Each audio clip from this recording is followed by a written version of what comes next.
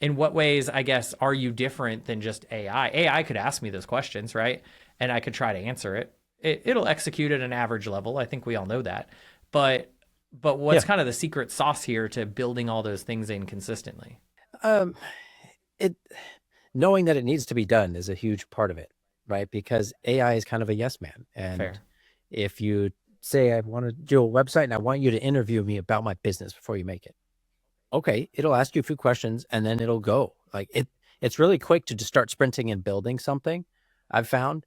And sometimes you need to slow it down and tell it like, well, no, let me tell you more. But it's ready to just go. So if you don't have those parameters in place to say, don't build until I have detailed information about XYZ. And this, when AI was first coming out, prompts were all the rage. Still people are like, give me custom prompts, right? Like, so I know what to do and I don't have to think for myself. And if you gave it the right setup prompts, okay, then it will ask me better questions, of course.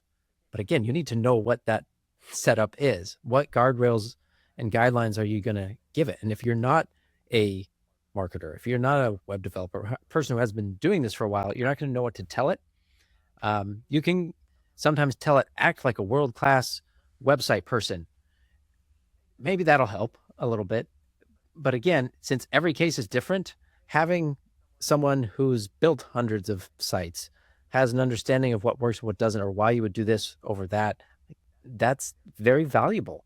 If you want a site that's going to convert, then that's a big piece of the value that a person or a team brings who's experienced in building websites. Yeah. So that's, I guess, the first answer. The second answer is more practical, right? Because if you tell AI to build you something, it'll give you a site. And let's say it writes great copy because you've prompted it well and you've given it detailed answers. You're still going to have a lot of stuff that's not wired up. Most AI platforms will give you something and maybe the form doesn't work yet. Like it looks like a form, but if you try to click it, nothing happens. Or there's maybe even if it works, there's no spam protection, to keep a bot from submitting stuff. Or there's little things like that you don't think about. And like Google Stitch creates great designs. Sometimes it'll give you a little like slider before or after. That's cool. But once you pull that into an actual platform environment, like does it work? Or was that just inside of their design, canvas? So and again, I could go into more layers, but there's technical, there's SEO considerations, there's the messaging and marketing side. This is why it's good to have the broad picture in view and kind of take it one step at a time.